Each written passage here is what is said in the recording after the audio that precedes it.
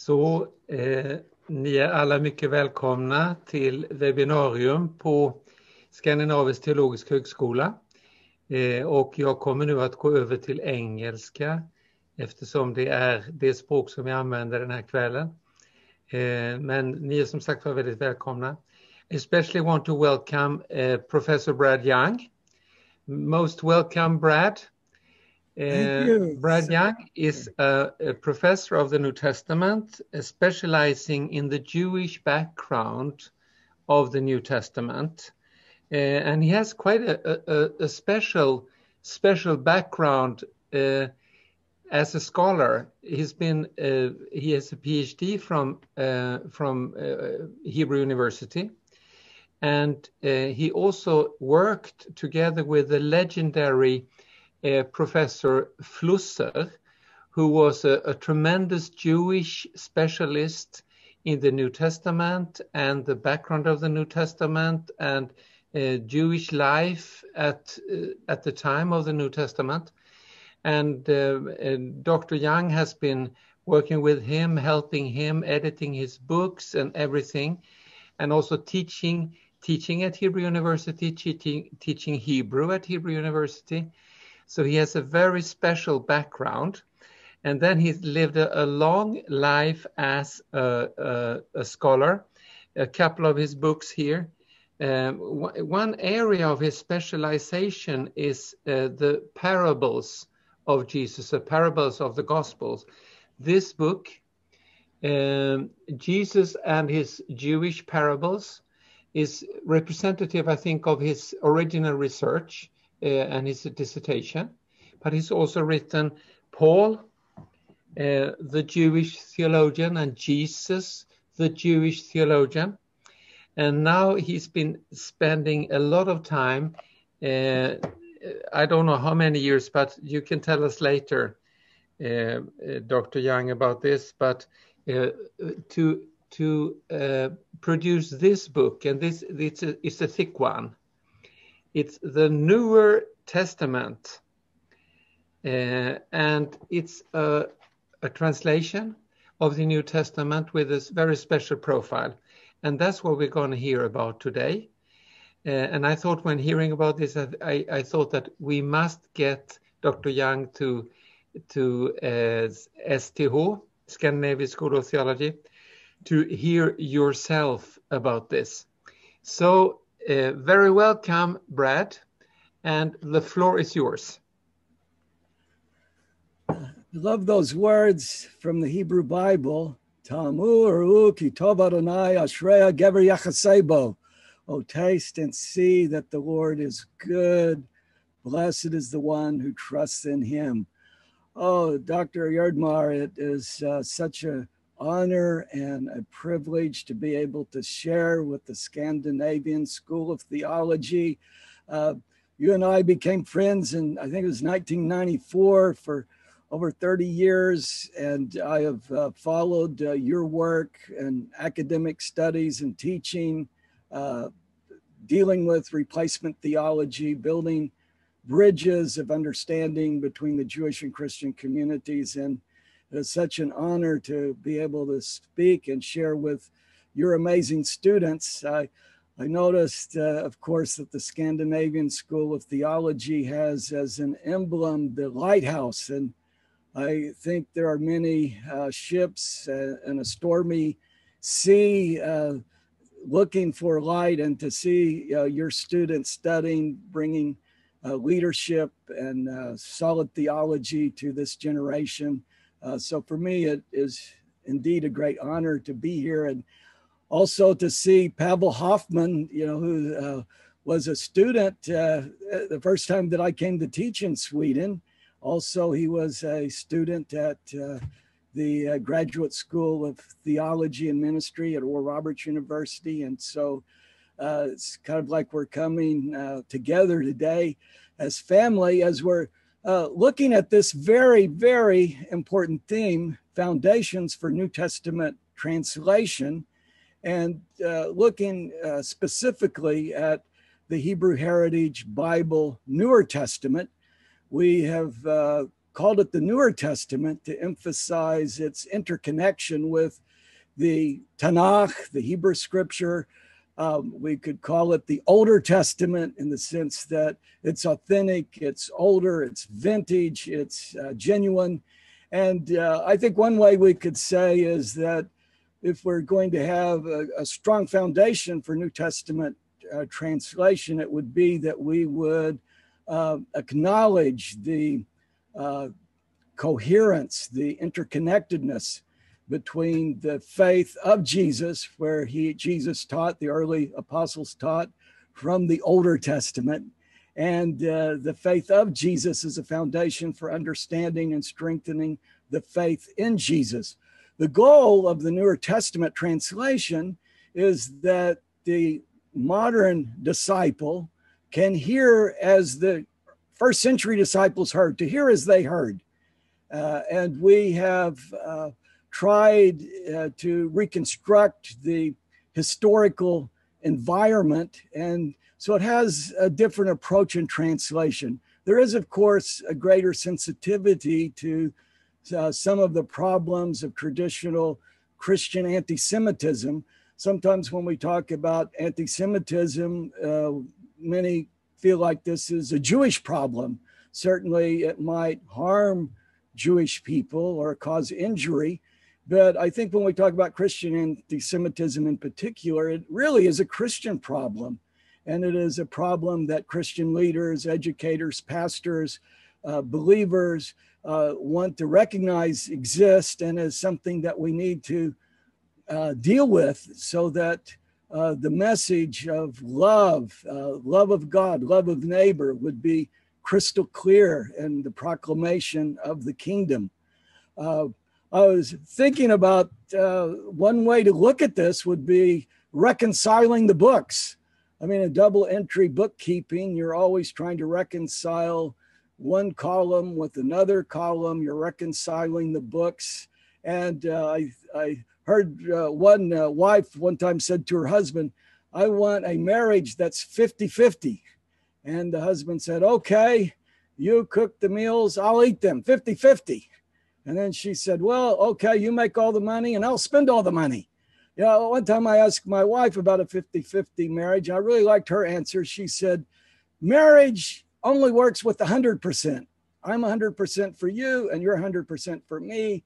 And I think in a way, when we look at the Hebrew scriptures, we have to be 100% for the Older Testament. We have to be 100% for the Newer Testament. And I see this in three areas that I'll be discussing briefly, speaking to you from my heart about this translation project, which I've been involved with for over 25 years. First, I would say we have to think about the change of audience.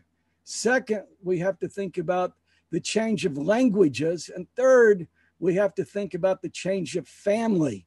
And really, the change of family is so important because Jesus was Jewish and he was a part of the family of the children of Israel.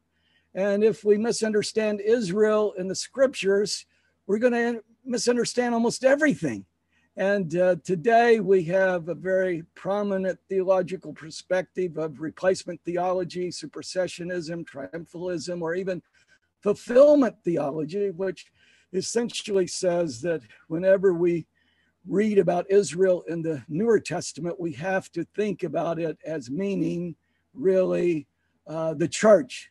The church has replaced Israel. I think as we'll see in our discussion today, that when the Apostle Paul was writing his epistle to Rome, there were believers in Rome who viewed the church at Rome as maybe a replacement for the congregation of believers in Jerusalem. I think there's really an interest here to try to understand what was going on in the first century environment. Most of our English translations and translations into European languages have two steps, basically. First, examine the Greek text and then translate it in the second step into a modern language, trying to make it easy to understand. In pursuing the translation project of the Newer Testament, the Hebrew Heritage Bible has 3 steps. And this embraces the problem of the change of languages. We know that many documents of the New Testament, according to church leaders like Papias or Irenaeus or Jerome, we have multiple attestation from the church fathers of a Hebrew gospel. And when we look at the synoptic gospels in particular, the first 15 chapters of Acts, and especially the book of Revelation, we could say that likely there's a Hebrew or perhaps an Aramaic undertext that was translated literally into Greek from Hebrew. Papias said that Matthew, the original apostle, the disciple following Jesus, wrote the sayings of Jesus in Hebrew, and everyone translated it as he was able. Well, in an intermediate step, we really look at the Greek canonical text, and we're translating the Greek canonical text, but we have to consider what is the Jewish background, what is the Hebraic linguistic connection, what would how would these words be understood in Hebrew? We call this a Hebrew literal functional equivalency. We try to make it as literal as possible what the Greek would have meant from the Hebrew background, but we also try to give a functional equivalency. Sometimes this is difficult to do in a word-for-word formal equivalency or a word-for-word translation. For instance, when we use the word Pharisee today in English, almost always people think of the word hypocrite, and the Pharisees are generally portrayed as the enemies of Jesus. And yet there are passages like in Luke 13:31 where the Pharisees tried to save Jesus' life. And, you know, even if you had the hypocritical practices of some Pharisees, it's criticized sharply by Jesus. He also says the scribes and Pharisees sit on Moses' seat, do what they do. So here he is offering an acceptance of some of the teachings of the Pharisees at the same time that he criticizes the hypocritical practices of some Pharisees. So really a Pharisee of the time was thought to be a spiritual leader. We think of them as prushim, the word in Hebrew for Pharisee, pharisaioi in Greek, is thought to be somebody that would spread out or try to interpret a text, maybe also understood as being separate and apart as holy, which could be a positive meaning, or might be thought of they thought themselves maybe better than others and are separate in a negative sense. But I think, you know, we could probably say any of those criticisms about spiritual leaders today. So I think if you translate Matthew 5:20, unless your righteous way of living, or unless your righteousness will greatly surpass that of the Pharisees, you will not enter into the kingdom of heaven. Well, you think, well, it's not a very high bar to be above those hypocrites. However, we translate the word pharisaios or perush from the Hebrew background, always a spiritual leader. So in the Newer Testament, we translate, unless your righteous way of living will greatly surpass that of the scribes and spiritual leaders, you will in no way enter the kingdom of heaven. And there, I think you really are hearing the text more as it was heard. Certainly, there might be a change sometimes in the way we understand words as they're translated. I think another good example is where we look at the teaching of Jesus in John chapter 14.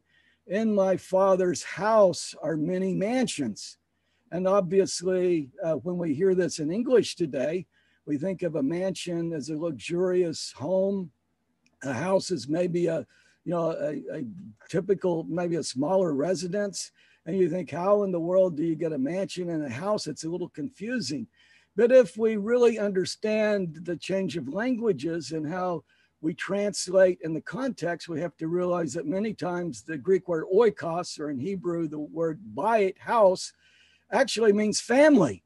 And this is certainly the case in many places in the New Testament, even in Matthew 1:1, the first chapter of the first verse of the Bible, where of the Newer Testament, where we talk about the family heritage of Jesus, where we say the house and lineage of David, we really mean the family.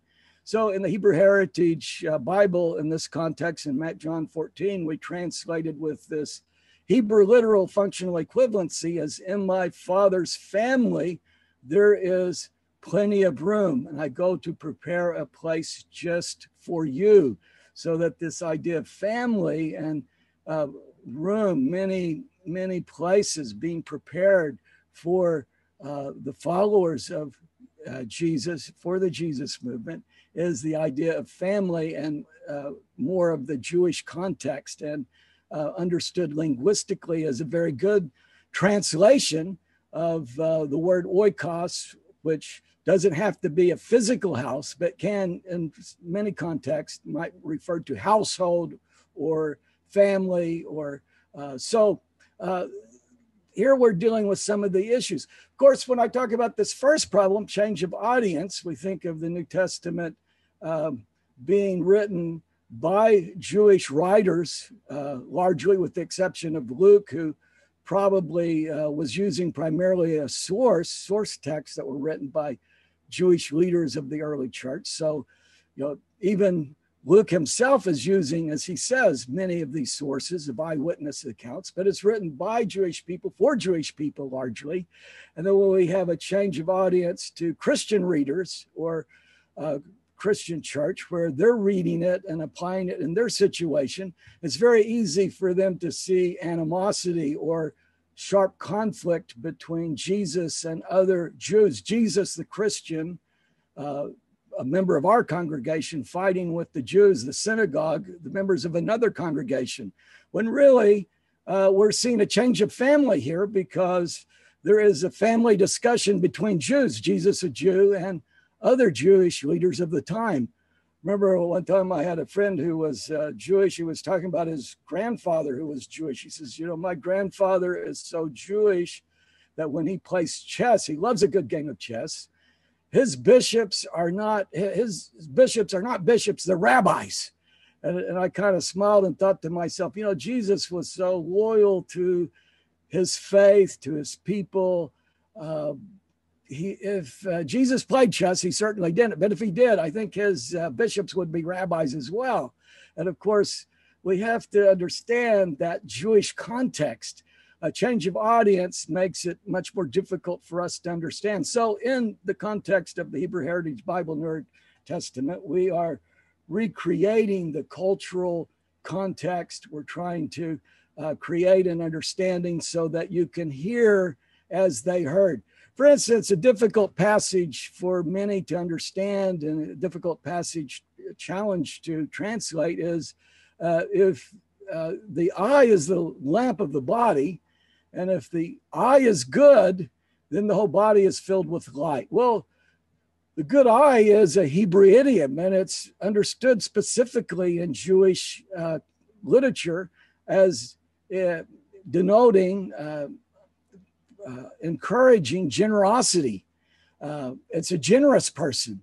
But I noticed in the English Standard Version, a very good translation, a formal translation like the New American Standard Bible or the New King James Version for the most part.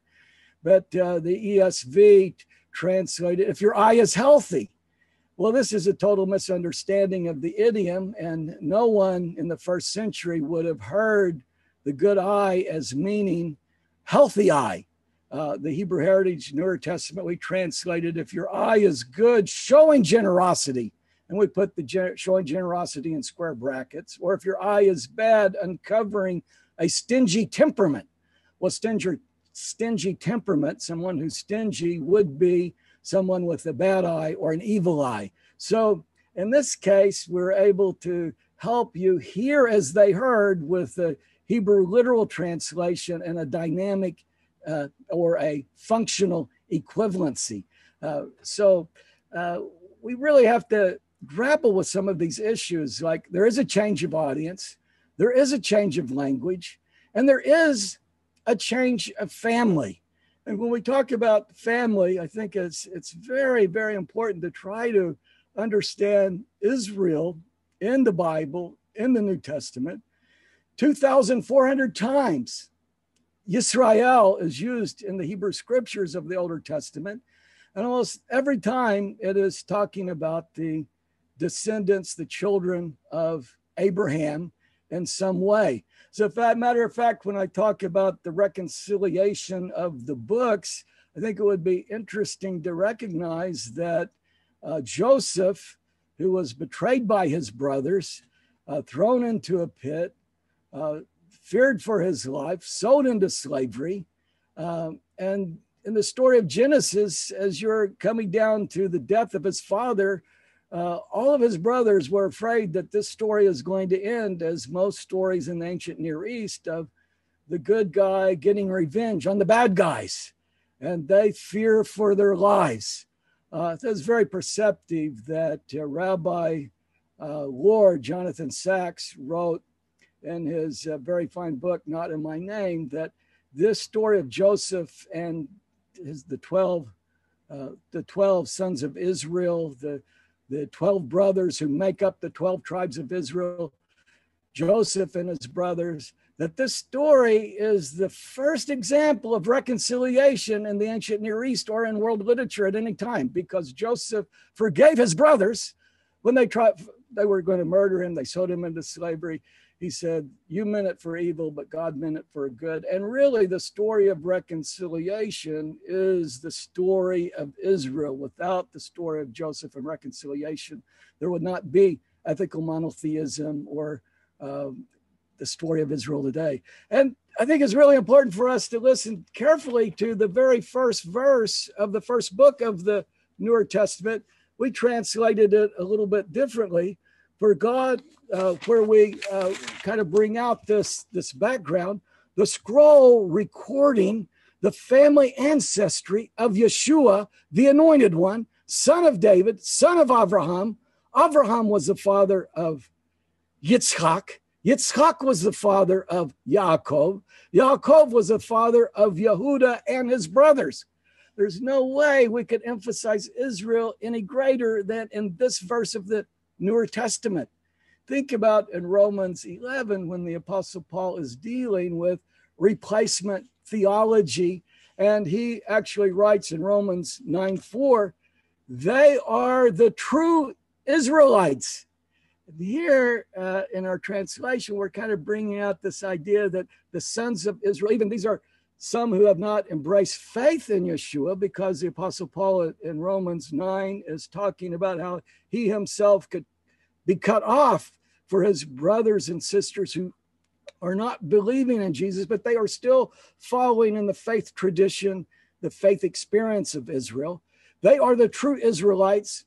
And here are 7 special blessings that they have.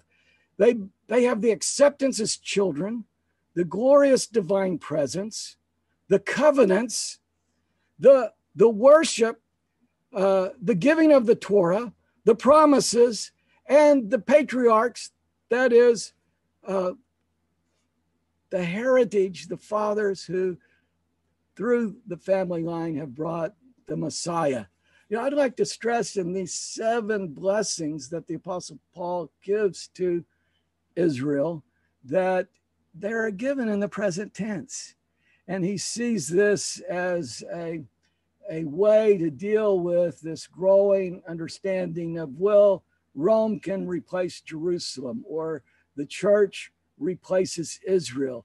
He says, no, there is a mystery here of God, that God is working within Israel. He's working within the body of believers. And you have to see Israel as being very significant in Paul's theology. I think it's wonderful when you start thinking about these blessings, even in a Hebrew background. For instance, when you talk about imutz habanim, they are the children. You have the divine glory. This is the Shekhinah, the Ziv Shekhinah, the glory, the kavod, the glory of God in the wilderness, in the tabernacle, in the temple, the glory that went with the people into exile and has followed the people. We see it as another name sometimes for the divine presence, the Holy Spirit, the Ruach HaKodesh. I think it's interesting here that we have two very important blessings where he mentions Matan Torah va'avodah. Now, Matan Torah, the giving of the Torah, and the Avodah are one of three foundation pillars mentioned by Shimon HaTzadik, Simon the righteous, in Pirkei Avot, where he says the world was created on the basis of three foundations: the Torah, the giving of the Torah, the divine worship, the worship of God in the temple, and Gamliut Chasadim, that is the showing of mercy and loving kindness. And certainly when we read the epistles of Paul and the message of the New Testament, which focuses on loving God with all your heart, loving your neighbor as yourself, the fruit of the Spirit, the message of reconciliation, there's a strong emphasis on Gamliut Chasadim. But here, the Apostle Paul talks about Israel as having a role, Israel as being very important, as his understanding of how God is reaching out to the non-Jewish world. And he, as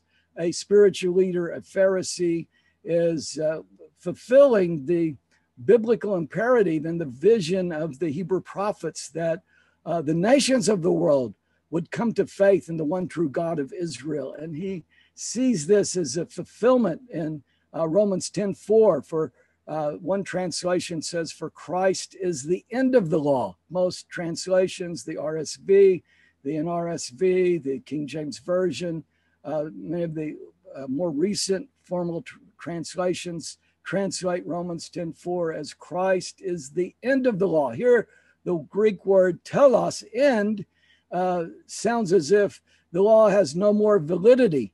It's very curious, because if we study this in the context of Romans and study Romans 3:31, the Apostle Paul says exactly the opposite.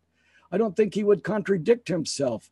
He asks the question in Romans 3:31 as he's opening this theological treatise, trying to deal with this problem in Rome and introducing himself to the congregation at Rome. He says, do we overthrow or do we cancel the Torah, the law, by the preaching of faith? He says, me genoita, may God forbid it. It is not so. May it never be. But we uphold the teachings of Torah through the proclamation of faith. We translated it, and similar to some other translations that have brought out this idea that the Greek word estemi, which is to stand, it's like we put the Torah on a firmer footing. We are interpreting it properly. We are making the right application of Torah through faith, because what was the goal of the Torah? It's not that the Messiah, the Anointed One, is the end of the Torah, but that the Messiah, the Anointed One, telos, properly translated here in this context, means goal, purpose, aim.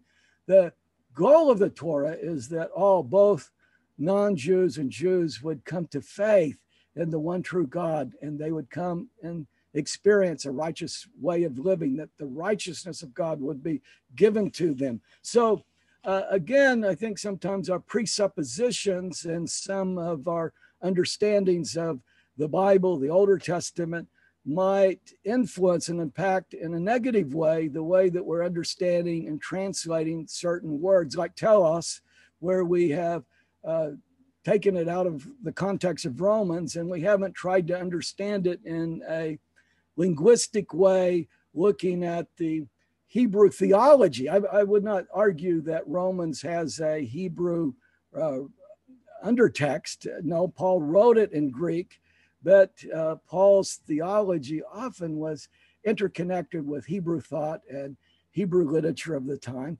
Certainly, Paul had a wide knowledge, and he was also experienced in his background at Tarsus.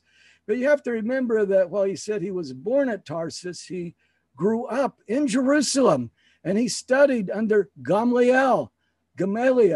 And so, he's saying that probably the greatest influence on his life was his educational experience in Jerusalem rather than his birthplace of Tarsus. But he brought both of these worlds together, and he was very proud of his role.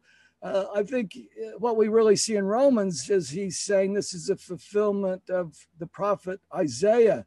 Beiti beit tfilah lekol Amim Yikarei, my house shall be called a house of prayer for all peoples. Or Micah 4:8, that there will be many peoples from the non-Jewish world going up to the temple in Jerusalem to worship God. Or we see this in Zephaniah the prophet 3:9, of people that don't know the language of Hebrew, but they're coming and they're developing a common language with the Jewish people so that they are unified together. The Hebrew word there is very interesting. It says Shem Echad, one shoulder pushing together.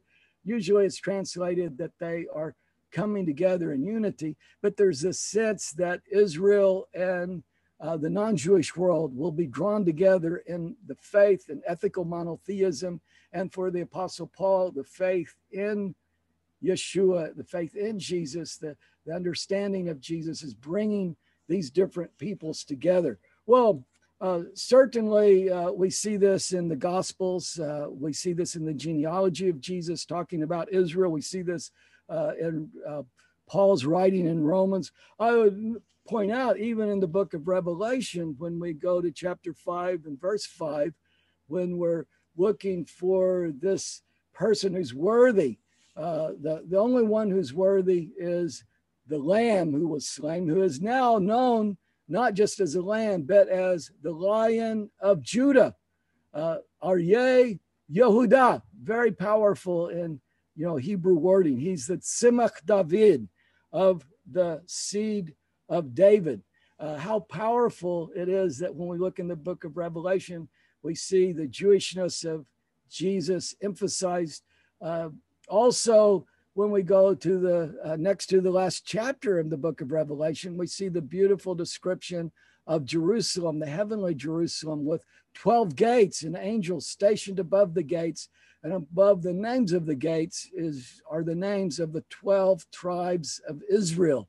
I mean, you could think that maybe each tribe would enter by its own gate, but it's kind of hard to keep this replacement theology together when we think about the importance of Israel in the book of Revelation, as well as the 12 apostles, as well as the martyrs of the faith, and of course, Yeshua, Jesus, as the Son of Man in glory and appearing in this role as judge, whereas earlier in the Gospels, he's appearing as the Lamb of God, the Passover Lamb, and the imagery behind the Passover liturgy and the Passover experience, laying the foundation for the Last Supper, and all of these important references that we have in the New Testament about the meal that Jesus shared with his disciples before he suffered. So without knowing the Passover, we're very limited in how we would interpret and understand the context in the Gospels. Well, I think we also have to think about, in the Jewish context, sometimes the understanding of the trial of Jesus. The disciples left him alone, and we have this famous scene where the ones who are bringing Jesus before Pilate appear, and they proclaim, "May his blood be upon us and upon our children." I remember the famous Jewish scholar who was writing in 1927 before the Holocaust, Claude G. Montefiore, made a very powerful statement. He said, "This is one of those phrases which have been responsible for oceans of human blood and a ceaseless stream of misery and desolation." Well, certainly one of the foundation pillars of Christian anti-Semitism has been that the Jews are collectively responsible for the death of Jesus, and in particular this verse.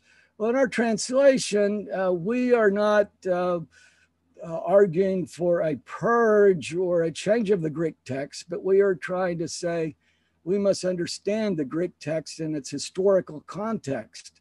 And I'm kind of reminded of the words of Rabbi Judah in the Jerusalem Talmud about translation, who said, if you translate literally a text, you are a blasphemer. If you translate freely a text, you are a liar. actually he's saying if you translate freely, you're a blasphemer. If you translate literally, you're a liar. I mean, either you're a liar or you're a blasphemer. And so somehow to have an effective translation that communicates what the original purpose and meaning of the text was to, with a change of audience, change of language, and, you know, a change of family orientation. Well, you really have to work at understanding all the languages, understanding the cultures, and how do you communicate it. So here in Matthew 27, verse 25, I thought I would just read it directly from the text. We said, then all those people said, and here I think it's a good reference when we say holos as those people, because if we read synoptically in the Gospels, we can look at the version of Luke, which emphasizes that this is probably a group of the priestly Sadducean class who had come to Pilate. And it says, we hold ourselves accountable for his death, we and our children. And then, you know, we have to kind of explain this a little bit more. And we bring this out in a annotation where we brought out that clearly this is not a divine pronouncement against the whole of the Jewish people, as some interpreters claim, who take the expression completely out of context.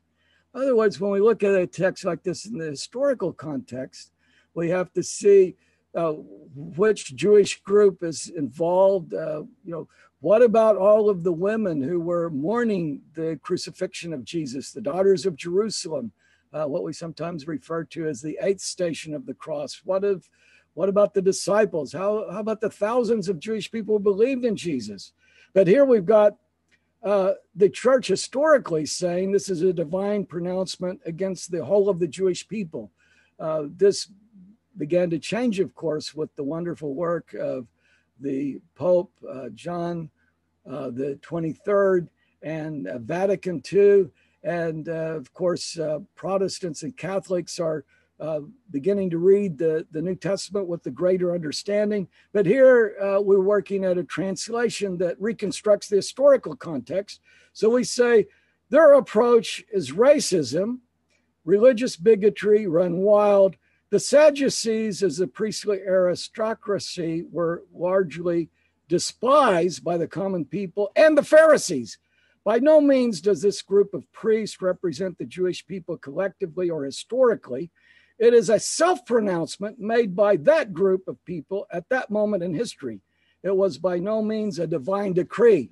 So when we've been kind of told that this is more of a divine decree for all the Jewish people of all time, when we reconstruct the historical environment, we try to understand the linguistic background, and we really think of the family environment where in Jewish faith and practice, study of Torah encourage debate, live debate and discussion. I mean, sometimes we read in a Sabbath controversy a question like, is this permitted on the Sabbath?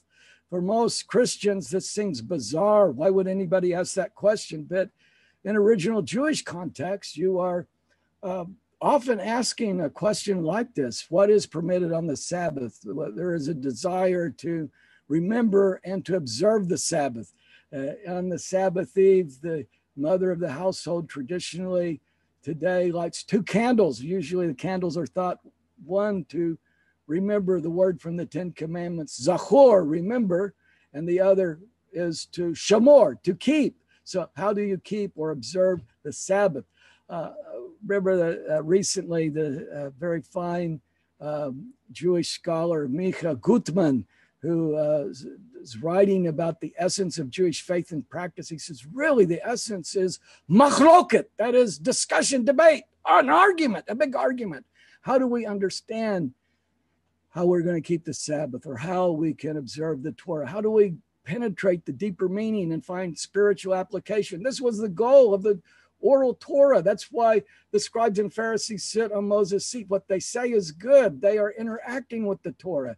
And Jesus, in Sabbath controversies, is generally giving an halakhic argument, an argument based on oral Torah and the written law, that what he did on the Sabbath was acceptable. I would say, really, in the Sabbath controversies, everything Jesus did on the Sabbath would be accepted and permitted by all Orthodox Jewish groups today. Saying something on the Sabbath or these other issues would be acceptable in halakhic practice. I would say when we look at the first century that more extreme groups like the Essenes, we know from the Covenant of Damascus, they said, if your ox falls in the ditch on the Sabbath, you will by no means take him out. I mean, they are directly contradicting what Jesus gives as a halakhic argument, which he assumes is accepted by everyone in the synagogue. In the Talmud, which we believe represents often the views of the earlier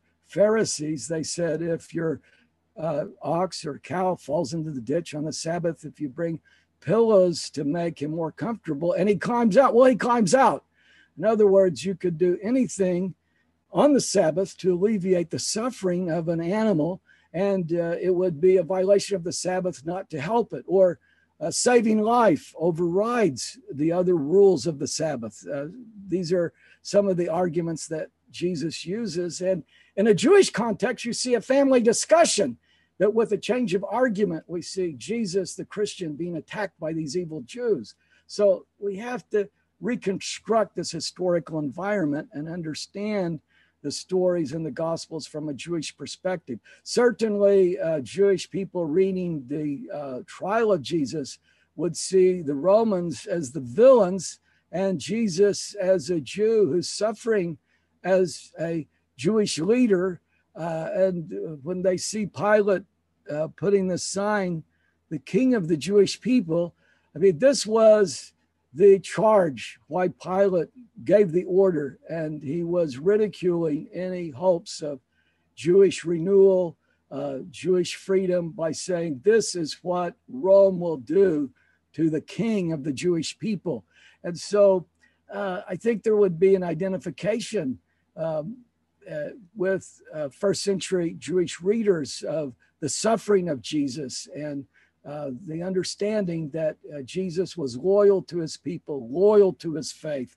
And so as we begin to read the New Testament from the first century perspective, we begin to gain a little better understanding if we have a translation that brings out the first century context. We believe that the Newer Testament would be a very helpful Bible to read as a companion translation to other translations. And by no means do I want to indicate in any way that I feel like all the other bad translations are inferior and this is now the new translation that should be read. No, I would say, of course, every translation should be evaluated based on the goals of that translation. The English Standard Version is a very good translation, is a formal translation. I think the New American Standard Bible is good. The Christian Standard Bible, another formal translation, is a very fine translation. And hopefully, as those of us who are studying the Bible, and I'm talking about English translations, I know there's some wonderful translations in Swedish, and I know Pavel Hoffman worked on an excellent translation in Czech for the Czech Republic. And, I am for more translations. But I think what I'd say is if you read the Newer Testament as a companion or side by side with some of the other translations, maybe your favorite translation, it might give you some insights into the Jewish background or maybe some of these linguistic connections that you might not see in some of the other translations. Our goal is also to prepare a study Bible. The present translation that we have available today has many annotations that are mainly about textual issues, translation, insights, but our goal is to prepare a study Bible that will bring more of the Jewish sources and roots that will also be a great help for Bible study to understand the Jewish context, the Jewish roots of Christian faith. But in conclusion, I'd like to just say that this has been such a great experience translating the New Testament for many years. And I tried to interact with Jewish scholars. It was interesting. One friend who was a survivor, World War II, the Holocaust, and he read portions of this and gave me some insights. One insight that he had was he thought, well, I talk about Pilate, the governor, but he said, you should say that he was the Roman governor so that people would know that he was not Jewish. And I was kind of pondering that after he said that. And I thought, well, why would you need that? How could I do that? You know, you don't add a word. I mean, you know, we're in our functional equivalency, if we're adding a word to make it so you can hear as they heard, we always enclose any addition in square brackets. So I thought, well, we could put Roman in square brackets. But the very next day, I had a phone call from a prominent pastor who, you know, he's a friend of mine. He's taken many groups to Israel. He studied in a really fine seminary. And sometimes he talked to me about, you know, sermon preparation or different things. But it surprised me. That very next day, he called me and he said to me during a phone conversation, you know, Dr. Young, I have just discovered that Pilate was not a Jew. I have read the New Testament all these years thinking that Pilate was a Jew. Well, as a result, you know, when we talk about Pilate, the Roman governor, we put him Roman in parentheses. I would say, you know, even today when we think of someone like King Herod, well, he was Jewish, or Agrippa. Well, you know, King Herod was really the client king of Rome, and his Jewish heritage is a little bit disputed. I wouldn't, you know, link him with the Hasmoneans or the Maccabees or the Hasmoneans. You know, you would have to kind of clarify that a little bit. But you know, getting the historical context is very important. I think looking at it in the bigger context of how did the Jewish people hear these scriptures? For instance, John 3:16, one of the most beautiful passages we generally translate, for God so loved the world that he gave his only begotten son. Well, actually, when you look at that word cosmos, the world, some scholars, even a recent translation made a note of this, made a case that the world is the created order, everything in the world. In a Jewish context, you would understand it so differently because this word world really denoted the people of the world, the people of the world. Hebrew Heritage Bible, we translated it, for God so loved the people of the world that he gave his only son, that whoever believes in him should not perish, but will have eternal life. So here, I think we're bringing out that message of reconciliation. And if I could just return to that theme when we're talking about the very foundation of Israel, the reconciling of Joseph and his brothers. We think about how the Apostle Paul is bringing that out in 1 Corinthians, where he says that he has been given the ministry of reconciliation, that God has reconciled humanity. He has reconciled Paul to himself, even someone who has sinned and even persecuted the early Jewish movement, thinking he was doing something good, recognizing what a terrible sin he had committed. And now he's saying, God has worked reconciliation in my life. And the call is for the church to be working in a ministry of reconciliation so that the world can be reconciled, the people of the world can be reconciled to God. I think that the Jewish roots really enable us to understand Jesus' kingdom message in context. Often the difficult to understand passage in Matthew 11:12 is understood the kingdom, for the kingdom of heaven suffers violence. And yet when we really understand that linguistically with the changes, it really should be understood as the kingdom of heaven is, the NIV in 1984 translate forcefully advancing. It goes back to a Hebrew understanding of the word paratz. It is powerfully breaking its way forward. And so we understood it from the days of Yochanan HaMatbil, John the Baptist, until now. The kingdom of heaven is powerfully breaking its way forward, and people breaking out with its power are seizing hold of it. And I think this is our call today as we rediscover the Older Testament, the Newer Testament, and we understand the faith of Jesus, the Jewish people of the time, the Judaism of Jesus at that time, that this is something that can strengthen our faith in Jesus, that the New Testament is far from a rejection of the Judaism or the Jewish faith of Jesus, but we have to have a rejection of that rejection. We have to have a rejection of that rebuttal of Jewish faith to say the faith of Jesus strengthens our faith in Jesus. And as we rediscover the Newer Testament with its Jewish roots in the authentic context, within the right audience and within the right family, we will be able to apply this in our own lives, experience the kingdom, experience this wonderful forgiveness of sins, this reconciliation, and we can be a part of reconciliation for the world. And for me, it's just been an honor to be able to share with the Scandinavian School of Theology, because I know this is your purpose and mission. Thank you for this opportunity to share with you today.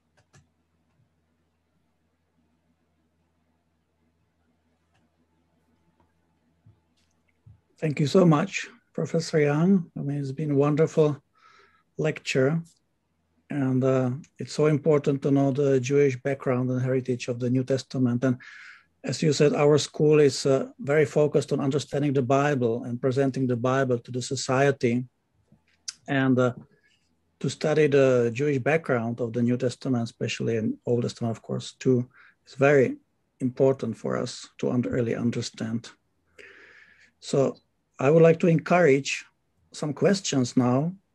We have Professor Young, who is the real asset, spent his whole career on studying Jewish background, visited Israel numerous times, and now we have a real opportunity to ask questions when he wondered about the historical cultural background in the Old and New Testament. So you can write the questions here. And we have a first question from Stefan Larsson here. The question goes like this. In what sense would you say that your new translation is not a paraphrase? And have you been tempted at times to do a more explicating and detailed paraphrase rather than the more ordinary form of translation and footnotes? Thank you for that question. I really feel like our translation would not be considered a paraphrase. I do notice I've called it a functional equivalency at times. When I find that to really translate the Greek text so that you would understand it in context, there is a need to maybe add a word, say, like I mentioned today, the example of putting an adjective for Pilate, where you would say Roman governor. We enclose that in square brackets. I would point out that, all formal equivalency translations, today also have certain adjectives or certain words. The King James Version used italics to show that, it's adding, read the King James Version sometimes without the italicized words. It's not really a translation. You wouldn't understand it, I think when you look at a translation where we're making a literal translation as a translation of the Greek text rather than a paraphrase, that we're laying out. Most people who have read it, I've had most of the response that I have from people that read it is that this is really literal, and yet it's dynamic or functional in the sense that it's readable and understandable for the time. But, this is a difficult task of a translator.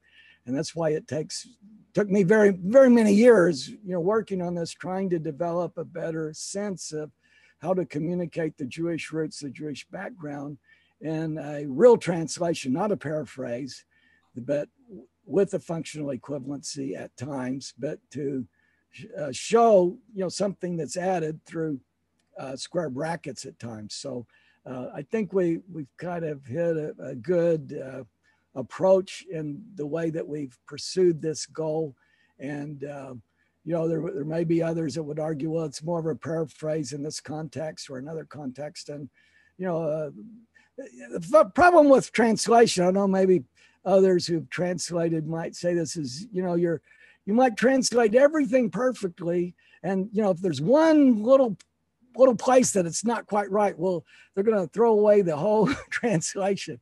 And so we are trying, and we have a very great team, many scholars that have worked with this. But to answer the question briefly, no, we're not a paraphrase. We are a translation.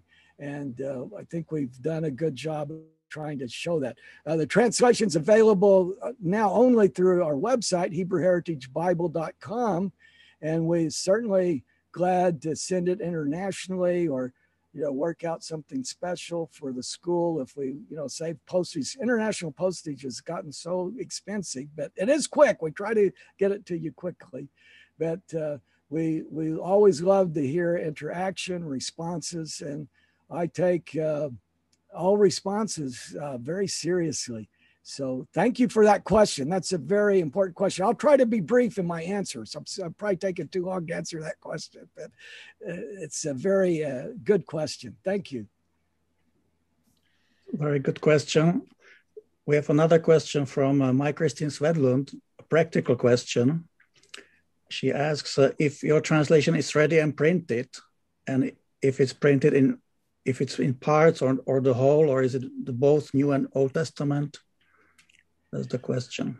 Oh, yes. We have the New Testament available. It is printed in whole. And, we started out printing portions of it, that were Gospel of Luke, Gospel of John, Revelation, some things like that. But now the whole New Testament is available, and you can buy it on our website, HebrewHeritageBible.com. I want to emphasize the Bible. I also have my personal website, bradyoung.org. If you go to Brad Young, it'll take, you want to buy it, you have to go to the other website, but you can buy it. We are working on the Older Testament. We feel like it is important to have the Older Testament translated with the Newer Testament. And that, in that instance, we will be stressing some of the traditional Jewish commentators like Rashi or Ramban that probably haven't guided some of our other translations. And I think there's some things in the Hebrew text I think we have some insights that will help readers get a better understanding of the Hebrew text as well, that we have some contributions to make in that area. But I would say, we do have some wonderful Bible translations available. And main thing we'd like to do is encourage everybody to read the Bible and your favorite translation. Hopefully you can read our translation as well, and it could be a blessing to you. Right. Just have a connecting question, since I've also been working on translation, how many years has it taken for you to complete it, and how many are in the team? Well, I'll say, Pavel, that originally I wanted to have a large team and probably have some other people do this. And it seemed like, it just turned out that I did the whole translation of the New Testament, but I have a team of editors and people that have reviewed it. We had about 140 people that we were sending it out to. Some of them were linguists reviewing parts of it. And, I have a close team of 3 that really are working. I'd say 4, fourth one that comes in and helps a bit. The 4th one read everything. So we have a very good team that has worked in addition to these other readers. So, but I spent, like Romans, I spent more time translating Romans than probably the Gospels, because it just presented special issues. Hebrews is a more difficult translation because of the Greek text and other things. But I think in the Hebrew scriptures, it's going easier. One thing, you're dealing with one language, Hebrew to English mainly. There are cognates and that sometimes give you information about better translations of the Hebrew text. But, we kind of follow the principle that mainly we should use Hebrew to interpret Hebrew. But this is the approach that we've taken to the Newer Testament, which was more difficult because most people think all you got to do is know Greek, and you just know Greek and you translate into English or Swedish. And so we're saying, no, you've got to have that intermediate step, Greek, but what did it mean in Hebrew? What did it mean to the Jewish people? You know, if there's a Hebrew undertext, it would be like translating the Septuagint from Greek into English if you didn't know Hebrew. I think most people would say if you're going to translate the Septuagint, you would need to know both Greek and Hebrew. And I think that would help us in New Testament translations. Thank you very much. Anders Gerdmar has a question, maybe. Thank you so much for this interesting lecture. Just a question, if you would pick a few places in the New Testament where you were really challenged doing this translation, and where you found a solution through this work, could you give us a few examples? I don't know. You gave us some I think one of the best examples that I would give, and that would be Hebrews chapter 8, where actually in the Greek text, you don't have the word diatheke mentioned, but almost all of our existing translations want to say that the former covenant is obsolete or has disappeared, when really, I think if you read this translation in Hebrews chapter 8 about the covenant, the author is really saying that Jeremiah 31, I believe, is yet to be fulfilled, because it will be, the new covenant will be fulfilled when it is being observed. He says the problem is with the covenant isn't what the covenant says. It's the problem that the people have not fulfilled the covenant. So I think a better translation of the new covenant would be the renewed covenant, just in the same way that we say the steadfast mercies of the Lord are renewed every morning, in the sense that we don't mean that they passed away. They're new every morning in the sense that they're renewed every morning. So I'll share this translation in Hebrews chapter 8, verse 13. And here, I didn't use the word covenant. I just used the word new. It has the word kainos, but doesn't have diatheke. It says, in speaking about what is being renewed, he said, the former is wasting away through disobedience. What is becoming weak through lack of obedience and becoming aged by not being practiced is ready to fade from view. So I think if you look at this in the context, the covenant was not being fulfilled. He says, I'm going to have the covenant renewed as I took you by hand from Egypt and I brought you up to the covenant. So to me, that was a difficult passage. I'd say also another example would be in Galatians, where sometimes a similar passage in Colossians where you're talking about the Torah. And here I would call this a functional equivalency. Paul says in Romans 8, for instance, the Torah is spiritual, it's good. But then you get this feeling, well, is he saying the Torah is evil or canceled? And so Romans 8:1, for instance, the law of life or the law of death. Well, I argue, I think as a Pharisee, Paul is saying, it's the same Torah. It depends on your response to it.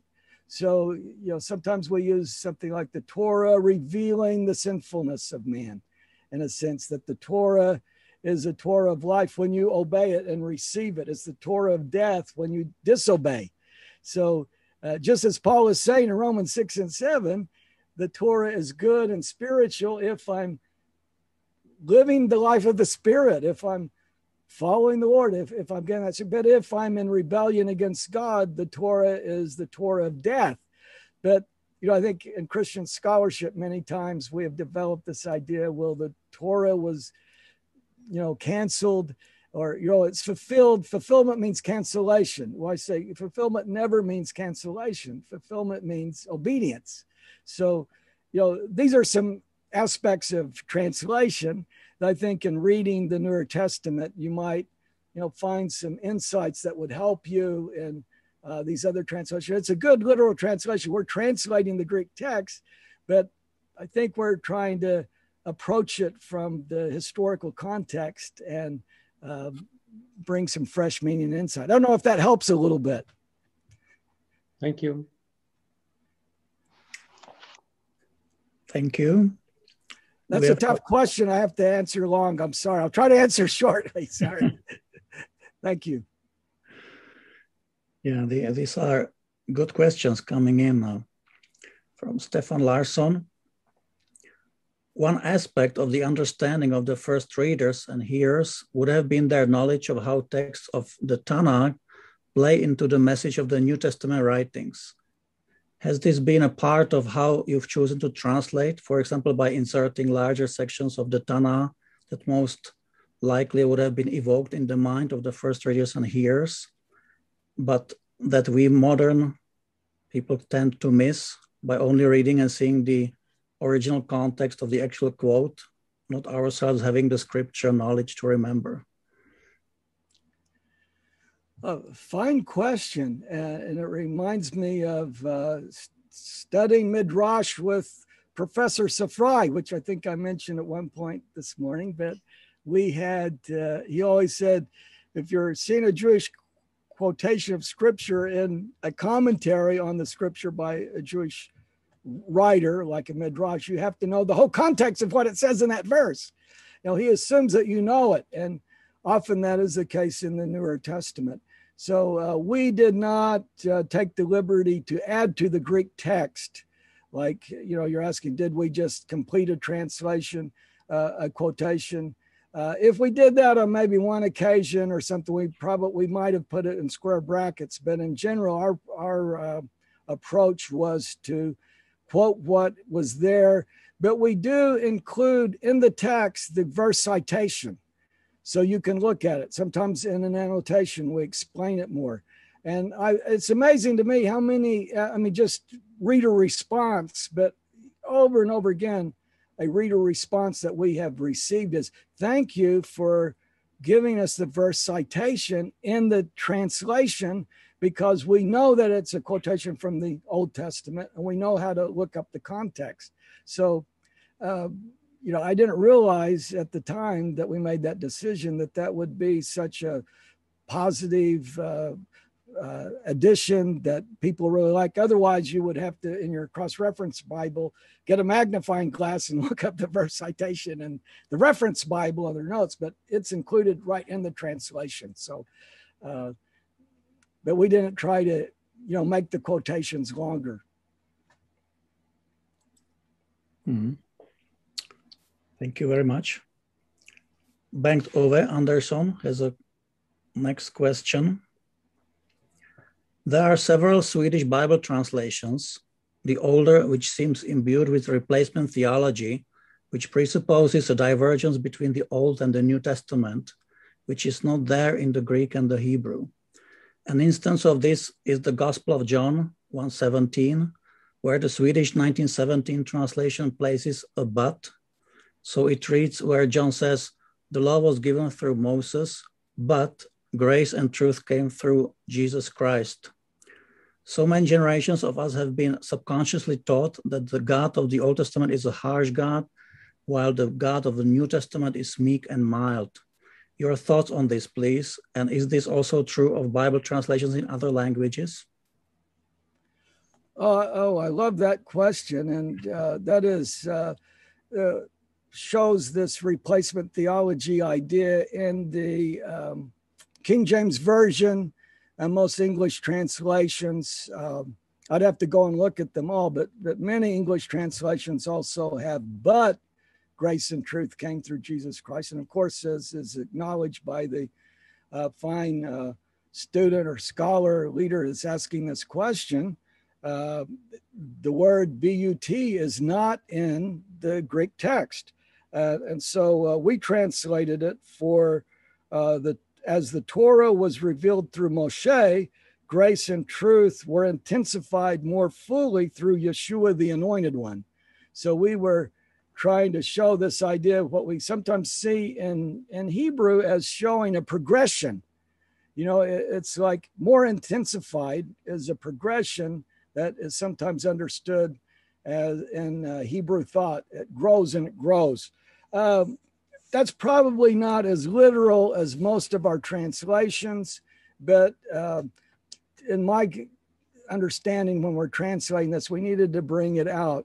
I think also when we look at something like he came to his own rejected him, and we always say, well, this is the Jewish rejection of Jesus, when, you know, really in the context of John, he's talking about the creation of the world. In the beginning was the Word. And really, I think that he's saying all of creation, I mean, both the Jews and Gentiles, a large portion of Jewish people, as well as a large portion of non-Jewish people, have not received Jesus. It's not a uniquely Jewish thing that they rejected Jesus, but creation has rejected Jesus. But to as many as received him, both many Jews, I mean, all of the apostles, all of the church, early church were Jewish people, and many non-Jews, now much larger group, have received him. As many as received him, they've given him power. Now, you know, I think there are issues there that we see, and some of the family rejected Jesus, some of the family accepted Jesus, but again, this is, you know, how are we reading the context of the New Testament?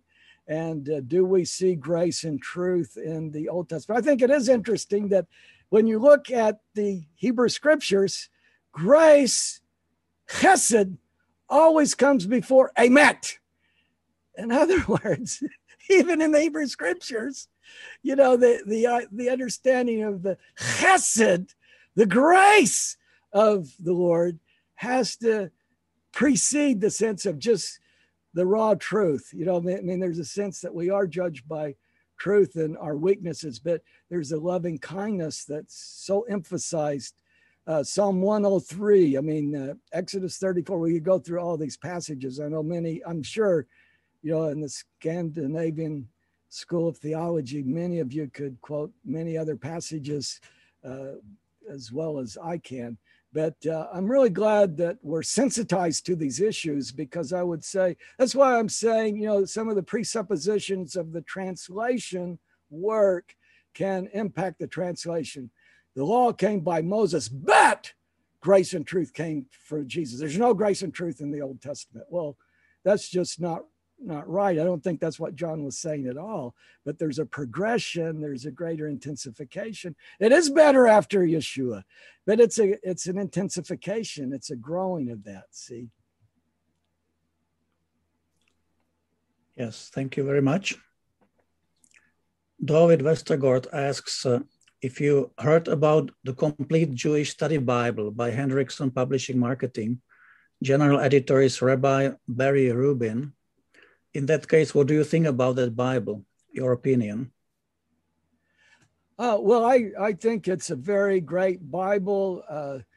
I've known David Stern for many years, and the work that he did on the translation. And I don't know Barry Rubin, but I would say, you know, I think the Bible is kind of for Messianic congregations. It's kind of oriented toward, you know, showing some of the Jewish background roots and Yiddishkeit. I mean, it's very helpful in what it's trying to do.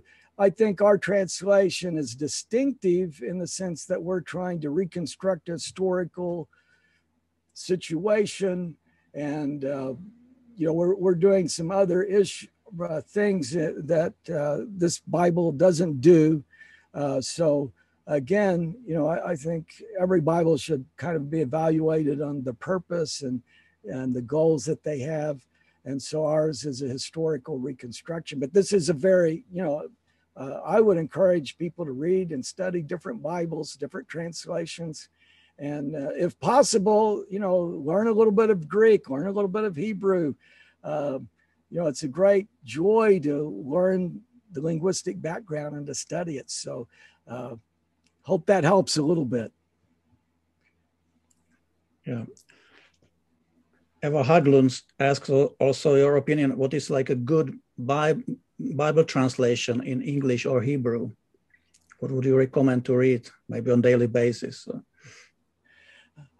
Well, I'm kind of the ones that I like the formal equivalency. So, the NIV, for instance, the International Version, is not my favorite because I think it, especially with the later revisions, it's become a little more like a paraphrase. So I do think the New American Standard Bible or the English Standard Bible, the Christian Standard Bible, these are some good translations that are formal equivalency. They're pretty literal. And like the Christian Standard Bible today in English is literal, but it's also very readable and understandable for the modern reader. But again, my critique is that, probably, especially in the Newer Testament, there hasn't been very much of this intermediate step to look at the Hebrew and the Greek. The Catholic translation, the New American Bible, is based on some excellent scholarship. I like the Cultural Study Bible with, where you have Craig Keener writing notes and Michael Heiser. There's some really, there's some helpful tools out there. The English Standard Version has a good study Bible. But, even in some of the better study Bibles, the notes, you will see the replacement theology, and you will see that there's not a sensitivity to some of these questions of the Jewish roots and the Jewish context. And, it seems to me, in our day and age, 2021, there should be really a greater sensitivity to the Jewish context, and especially when we look at the history of Christian anti-Semitism. And to me, it just is not there. Certainly there are some scholarly Bibles that are much better, but I hope that helps a little bit. Yes, thank you. Peter Maninen asks, what has given you the most joy doing the translation? I love the Bible. Like, to me, one of the passages that's given me the most joy is 1 Corinthians 13. And, I just learned so much about the love of God and the interconnection between people. This theme in Scripture of reconciliation, as I've talked about today, has meant so much to me. And sadly, I think in our individual lives, sometimes we fail to achieve reconciliation. And then at other times we succeed in achieving reconciliation. So, it's very, very exciting when we see the message coming through. Also great joy. It's been great joy translating passages about the kingdom, understanding the kingdom better, I think, from the Greek text and the Hebrew understanding. So it really has given me great joy, as well as, I'd say, a lot of turmoil, in the sense that you feel a great responsibility and accountability for translating accurately. And so, there's a blend there, but it's been a great joy. And now it's a great joy to hear people saying that this is helping them understand the gospel. They're reading the Bible. It's encouraging people to read and study the Bible, a new translation. So that gives me tremendous joy. And to see it going all over the world now is very wonderful. Good question. Thank you. Stefan Larsson has a question. A difficult word to translate is koinos, as used in Mark 7 and Acts 10. It seems to refer to impurity of some sort. What has been your choice? What has been your choices on this particular word?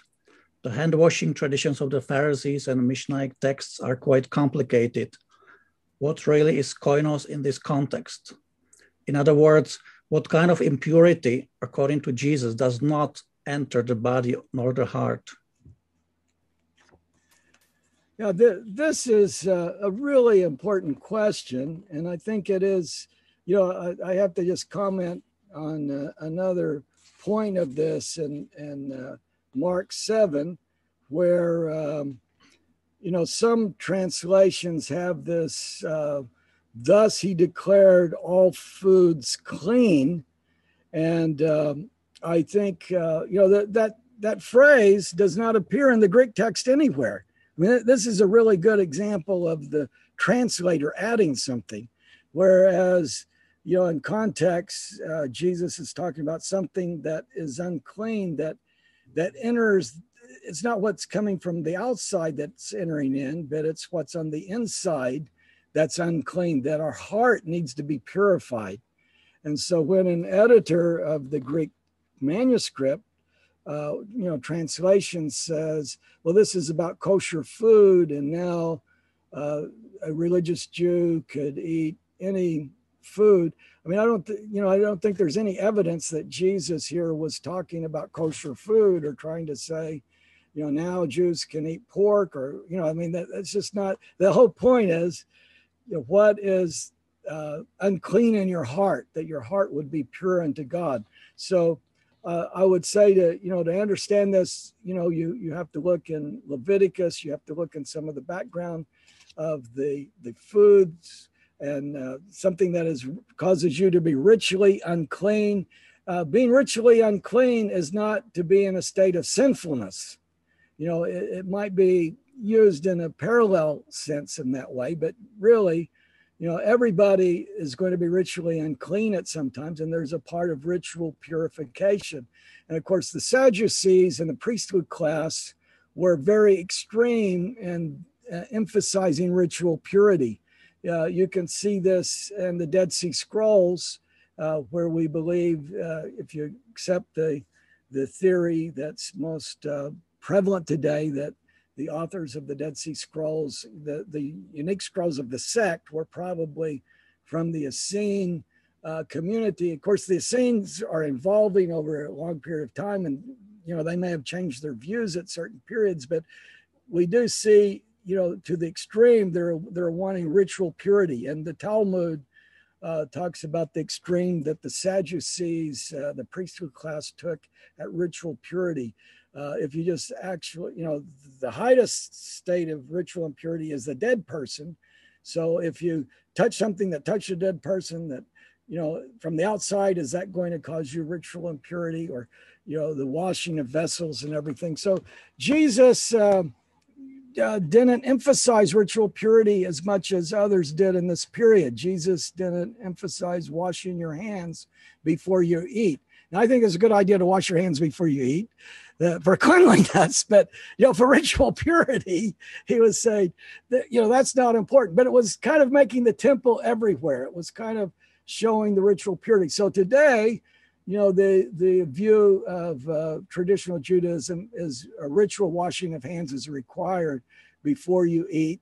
In Israel today, you'll see a cup, even in a falafel stand, someplace for someone to ritually wash their hands.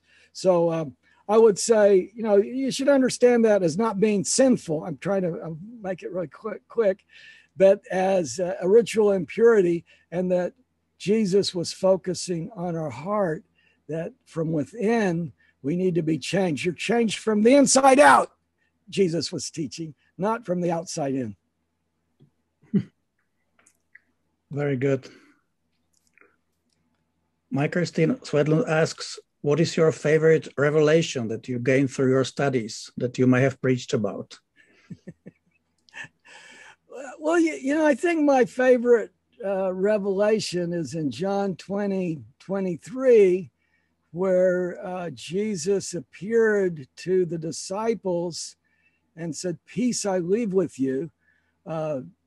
Traditionally, it's been translated, "Whosoever sins you remit, they are remitted, and whosoever sins you retain, they are retained." And this was kind of a text I'm, just going to translate like it's always translated. But then I start, really studying the text, and I realize this word retain is usually translated to have power over or control. And as I did research on it, I think, there's in a lexicon, there's like 8 different meanings. And, the only place it's ever been understood as not to forgive sins is in this verse. And, as I began looking with the Greek text, we came up with a new translation. And I found out, there's some other people that have written about this that would support this, but it's kind of a novel translation. You're probably not going to read it in any other translation, but what it really means is, in my understanding and the work that we've done in collaboration with some others, I wrote an academic article about this, had a good response when I gave a presentation on this, but I'm not saying everybody's going to agree with this, but what it means is whosoever sins you are forgiven, you stand with power to overcome their sins. And then those who you release from the power of their sins, they have the power to overcome their sins. So in other words, you're not forgiving sin. It's not that you do not forgive sins, but you're gaining power to overcome the force of temptation to sin. So, I don't know any place where Jesus said you have the power not to forgive sins except here.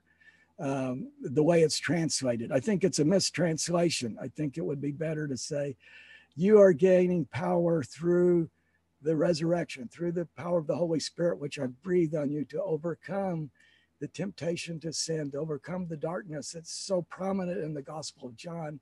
And so you're forgiven, you stand forgiven, but you're also giving power to overcome the power to do wrong. So to me, that's a pretty exciting understanding. And I have a long note about it in our translation.